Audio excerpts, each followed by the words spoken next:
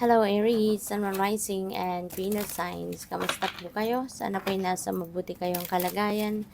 Welcome back po sa Star Tarot at kung bago kayo dito, welcome din po kayo. Please subscribe, like, share my videos and leave me a comment kung nakaresonate po kayo. Tignan natin kung ano yung mga messages po ninyo for today. First message ninyo, we have the Six of Wands. So, tagumpay ito, no? This is victory, this is success. So, finally, you will be receiving your victory. You will be claiming your victory na sa ngayon. And, pwedeng trabaho yan, diba? Pwedeng meron kayong specific task na binigay sa'yo sa trabaho. And, pwede, no? Na matagal yun na tong ginagawa. And ngayon, you're going to finally claim your success sa area na yan. So, yun, there will be a lot of people, no, na po pwedeng papalakpak na sa inyo sa ngayon. There will be people na will be appreciating you, appreciating your effort sa kung anumang bagay, no, yung ginagawa ninyo. Kasi ngayon, finally, natapos mo na, no, ginalingan mo, kaya natapos mo na. So, this is a very sweet victory para sa iyo kasi this could be a long time na, 'di ba, na ginugulan ninyo ng oras, panahon at atensyon ang bagay na ito. And finally, you are claiming your success sa ngayon. Also, Aries, pwede rin na merong financial reward na makakamit kayo from this ginagawa ninyo, no? From the efforts that you have done para ma-achieve ninyo yung bagay na ito, 'di ba? So, pwedeng mabigyan din kayo ng promotion, 'di ba? Pwedeng gano'n, pwedeng mabigyan kayo ng pay raise, something like that. So, congrats sa iyo. So, we have Knight of Pentacles, mayroong panibagong offer. So, since meron na kayong achievement dito, so matatapos na or natapos na yung task ninyo. Kaya po pwedeng, kung ano man ang offer na to na papasok, po pwedeng bibigyan ninyo din ito ng time, di ba? Kasi po pwedeng you're going to embrace a new thing to do rito, di ba? Kasi nga, nakatapos ka na din naman, na-achieve mo na yung kung ano man yung pinagkakaabalahan mo, ano man yung task ninyo, na-achieve mo na yun. Kaya handa ka na rin naman siguro ngayon na magsimula naman ulit ng panibagong endeavor, panibagong task, panibagong trabaho, no? So, congrats sa'yo. Kasi parang tuloy-tuloy lang, diba? Tuloy-tuloy lang yung trabaho, tuloy-tuloy lang yung mga offers. At saka, sa pinagtagumpayan ninyong ito, marami din kayo natutunan from that. Kaya ngayon, mas matalino na kayo, mas magiging wiser, mas magiging wiser, mas magiging kayo, mas magiging magaling kayo, 'di ba? Kasi marami na kayong learnings from the past experiences. Kaya ngayon, hindi rin naman kayo magiging impulsive, hindi rin kayo magiging, alam mo yun, yung hindi nagmamadali, 'di ba? You will not be in a rush, kumbaga. Kaya pag-iisipan, pagdidiskartehan, 'di ba? Pag-aanuhan ninyo itong mabuti.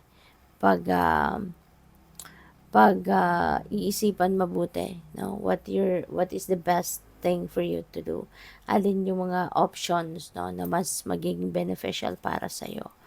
So, we have 5 of Cups, meron lungkot, no? Maaaring yung lungkot na to because maybe you have missed something.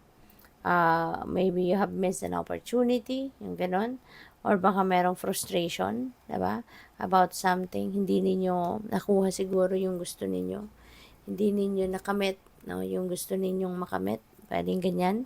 Kaya, nalulungkot kayo. But,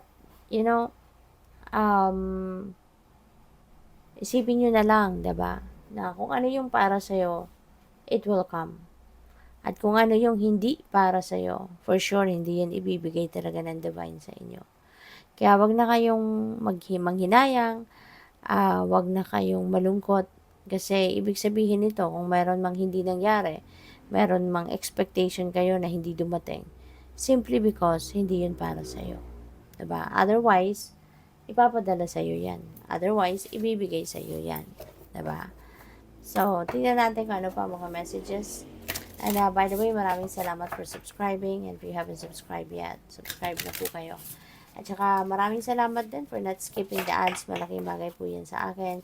And please click the join button po sa baba ng video kung gusto po ninyo na mag-join sa membership. So, your next message is stepping into power. Ayan. Sabi dito, you're strong beyond measure. Okay? You're strong beyond measure. Kaya, wag ninyong maliitin ang inyong sarili. Okay? Wag ninyong i-underestimate ang inyong kakayanan. So, ngayon, instead of maghinayang kayo, instead of malungkot kayo, step into your own personal power and gamitin ninyo yung kapangyarihang ito para bumangon, para mas maging masaya uli, para makapag-move on na kayo sa buhay at makapag-move forward na kayo. Kayang-kaya ninyo yan.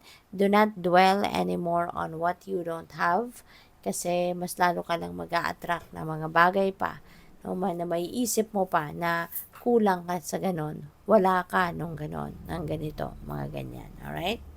So, we also have passion and pleasure. Savor your life. Okay? Wag na ninyong do not spend your time dwelling on what you don't have. Do not spend your time sa pagiging malungkot dahil napapansin ninyo na kulang kayo. Kulang kayo sa pagmamahal, kulang kayo sa pera, kulang kayo sa mga kaibigan or whatsoever. Okay? But instead, savor your life. Alright? Savor your life. Maging masaya ka. Maging appreciative ka of what you have in your life. Rather than thinking, diba, and magpakalungkot dahil iniisip mo kung ano yung wala ka. Diba? At kung ano ang kulang ka. So, navigating by the stars, follow your bliss. Sundin mo, okay? Kung ano makakapagpasaya sa'yo. Ito yung gawin mo. Ito yung ipursu mo. Whatever it is, that will make you happy. Whatever it is, diba, na mas makakapag-excite, pa-excite sa iyo, Aries. Okay? Follow your bliss rather than listening and following what other people are telling you. Kasi unang-una, ikaw ang mas nakakakilala sa sarili mo. You know pretty much what is best for you. 'Di ba? Kasi kung sa ibang tao ka makikinig at susundin mo kung anong gusto nila, ano ba naman ang alam nila sa'yo? 'Di ba? It's very limited. Kasi kung anong alam nila sa'yo, ano lang, nakikita lang nila yon. But what about, 'di ba? Ano nararamdaman mo? Na maaaring hindi mo rin naman ine-express, so paano nila malalaman kung ano yung mas makakabuti para sa iyo, kung ano yung gusto mo, 'di ba? Kaya mas magtiwala ka sa sarili mo, mas magtiwala ka sa intuition mo, doon ka makinig, okay? You know yourself better than kung papaano ka nakilala ng mga ibang tao, 'di ba? So, good luck. Thank you for watching Love and Light. Namaste.